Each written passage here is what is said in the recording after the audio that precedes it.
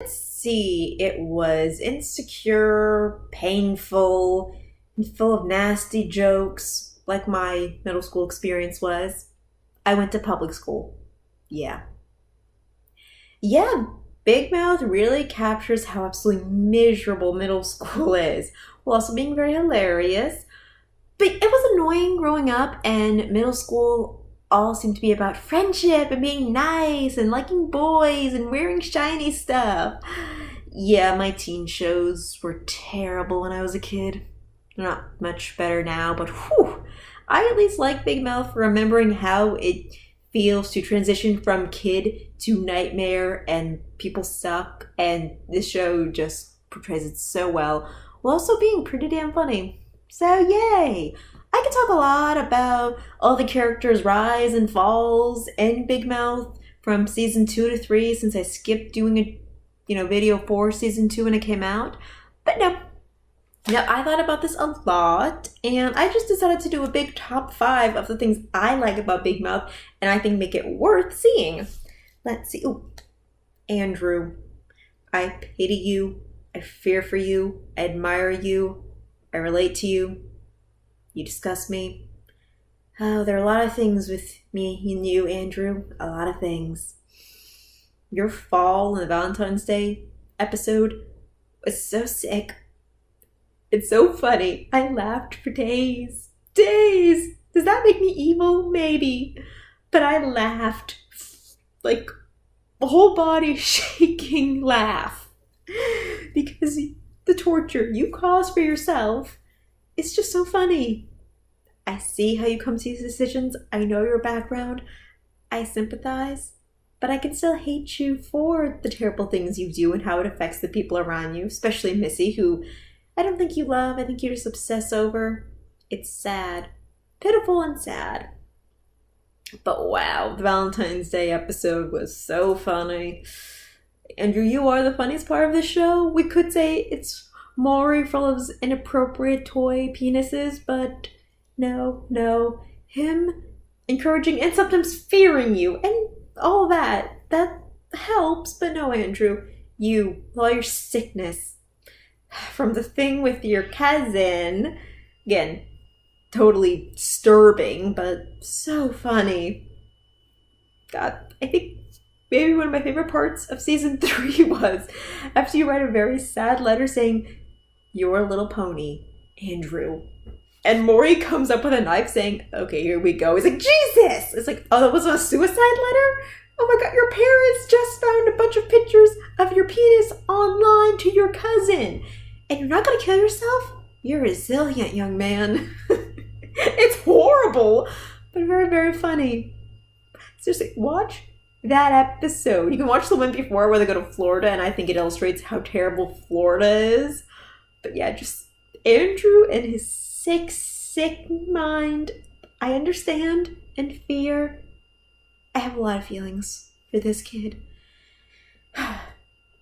Is it as complicated as BoJack Horseman? Oh god. Andrew will become BoJack Horseman. He'll be rich and an alcoholic. So much trouble coming up for you, Andrew Glauberman. So much trouble. Wow.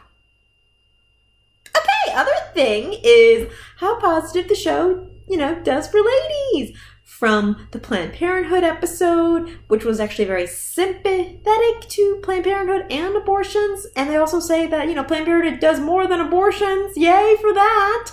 I really appreciate that. And on the same note, the positive body thing with Connie, that was really, really sweet. Honestly, I think it was the most I've ever seen animated vaginas and tits to actually sag normally. Years of anime have, given people the terrible idea that they're these bouncy gelatin balls. But no, they come with a lot of different shapes and you will get old. And this is how skin looks. Okay, this is how real bodies that sit and work and age. This is what they do. I found that wonderful. I was mesmerized by just how, okay, you're not that beautiful, but you love yourselves, and that's beautiful. So, yeah, I really appreciated those moments in the show very, very much. Good for you, Big Mouth. You're nasty as all heck. But, yeah, you actually have a sympathetic nature and a respect to ladies. That was cool. Enough to show how much You disrespect them, but it's nice that somebody talks about that. Boys. I sympathize with you kids. I do. I know it's hard on both ends, but one end can be complicated. Oh, another thing. It's small, but I like the way this show has been branching out with Matthew. I really do.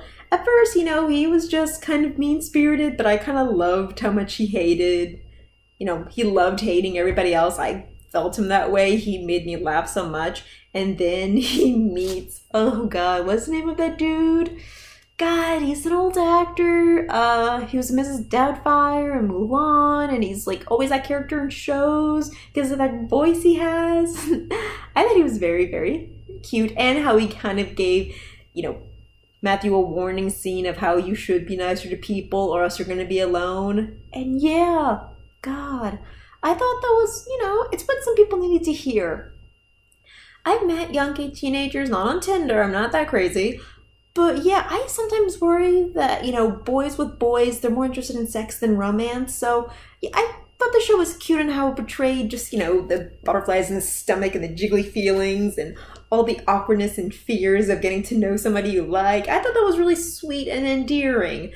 Like, the whole time, I was anxious thinking, oh God, this is going to blow up. Oh God, this is going to turn horrible and awful. But no, it was just endearingly sweet and awkward. And it's sweet to know that Maury loves Matthew so much.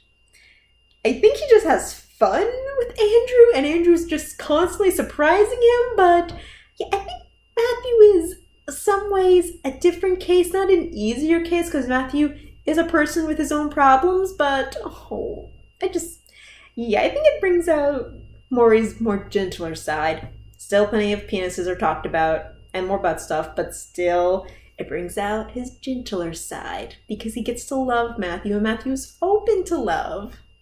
Poor Andrew is just begging for it. Pathetically, poor kid. Jesus Christ. Anyway, other things. Nick's family! Nick can jump off a cliff, but I love his family, okay? His dad is just so happy with himself, and he's so adorable. That's the person I want to be when I grow up. I love you, Nick's dad. I love you. I love how you love yourself. So sweet. I like that his mom, who's usually all soft and just, so nurturing, got a lot tougher in this season. It was scary, but it's like, yeah, white moms, you gotta get tough. Whew, I liked that. Let's see, his sister's smart. They didn't have as much of her in season 3, but I did enjoy her moments in season 2. So kudos for that. I would like to see more of her. Let's see, his brother scares me, but considering how annoying Nick is, I hope his raccoons eat him. I mean Nick, not his brother, Judd. Yeah, the random things Judd say make me laugh. So cool. Let's see, and the ghost of Duke Ellington, who was also part of Nick's family at this point. I thought his episode where he relives his past was very charming. I thought it was a lovely scene. Big Mouth has a lot of fantasy surreal episodes, but that one's probably my favorite because it was just so lovely and it really set the time period. I thought it was really, really sweet. Aww. Let's see. Oh, and this is a small thing, but I was really wowed by how much I enjoyed it. Jay and Missy write a fan fiction. These two characters are so very opposite. Jay is emotionally unstable and has a terrible family and just wants to stick it in anything that's not moving truly. Oof. Good. He's a sick, poor child. And Missy is all innocent and smart, and her parents are there for her almost every minute, supporting her. Yeah, these two characters very, very different, but yeah, Jay kind of has a romantic side. He wants to see some boning, absolutely, but I just thought it was really sweet how he and Missy collaborated and seemed to, they both have high energy and they were able to make it work and collaborate, and it was a small scene. It wasn't talked about for the rest of the season much, but I really, really enjoyed it. It was a glowing moment for both of them. Okay, Missy stepped out of her innocent zone and got to learn to be a little more intimate, at least in her story writing abilities. That was cool. And Jay got to actually sit down and be heard for his crazy ideas, which actually made her story better, and it became his story too. I thought that was really nice. it's a small thing, but their working collaboration worked really well, and I think it was good for these two characters who are sometimes sidelined and mistreated and just labeled, as the nut job and the innocent nerd. But no, they found common ground, something they both really loved, and I thought that was a really sweet moment. And the rest of Big Mouth is drama and pain and a lot of other nasty things. I still think season 1 should be shown in schools to teach kids about puberty. Yeah, but yeah, there are a lot more dirty jokes. There are still a lot of really touching stories and such that I do think that, the writers had lived through and are putting it out there. I think that's very brave of them and in some ways very mature with all their poop jokes, very mature and sensitive. So I appreciate this show very, very much. All the pop culture references, actually I think they overloaded it in season 3 to the point of gagging. But yeah, I still think it's a really good show and I'm happy it exists. Oh, and I like that they added Ali Wong and Jane from Jane the Virgin, because hearing Gina, God, I think it's Gina Rodriguez, forgive me if that's not the right one, but I'm pretty sure it is. Yeah, hearing her say she wants to shove something up somebody else's butt, oh, that broke me away from her Jane persona so well. It was funny.